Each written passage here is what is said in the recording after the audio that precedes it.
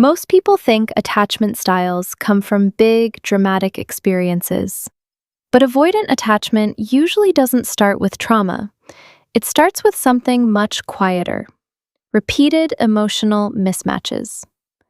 When a child's physical needs are met, but their emotional needs aren't consistently understood, they learn something powerful. I have to handle my feelings alone.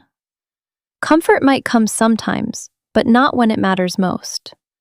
So the child adapts. They express less. They become easier, quieter, less demanding. This isn't emotional coldness, it's emotional efficiency. And because this behavior often gets rewarded, the pattern gets stronger over time. Years later, that same child becomes an adult who values independence, struggles with closeness, and feels overwhelmed by emotional needs. The roots of this were never dramatic. They were developmental. The brain doesn't learn from one moment. It learns from patterns. One ignored moment doesn't create avoidance, but hundreds of small emotional misses do. Over time, the nervous system learns something clear.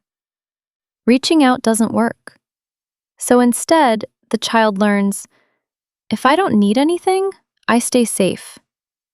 And honestly, that's a brilliant adaptation. It solves the problem of inconsistent support by removing the need for it. But here's the heartbreaking part. This works perfectly in childhood. The child becomes easy, mature, independent. Adults praise it. Teachers love it. But what no one sees is that this independence was learned, not natural. Over time, it becomes identity. I don't need anyone. I handle everything myself. But in adulthood, that identity becomes a barrier, because deep down, they still want connection.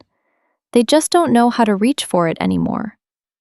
When a child shows big emotions and the response is distraction, minimization, or delay, they learn something important.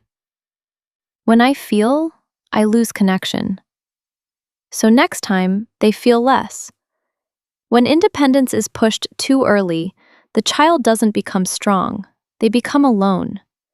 When love is present but disappears during emotional moments, the child learns that love exists, but not when they truly need it. So they stop depending on it. Children are extremely adaptive. If they notice that parents are happier when they don't need much, and that emotions create tension, they adjust. They become low maintenance. They make themselves smaller, quieter, easier. Not because that's who they are, but because it feels safer.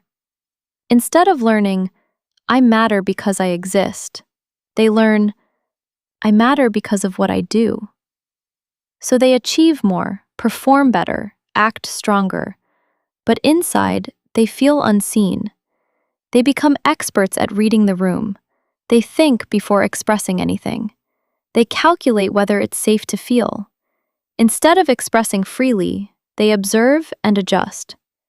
If comfort only comes after they calm down, they learn that connection comes after shutting down feelings. So they disconnect first, then reconnect later. And if parents never show vulnerability, never ask for help, and always appear strong, the child learns that strong people don't need anyone. Avoidant attachment isn't created by bad parents.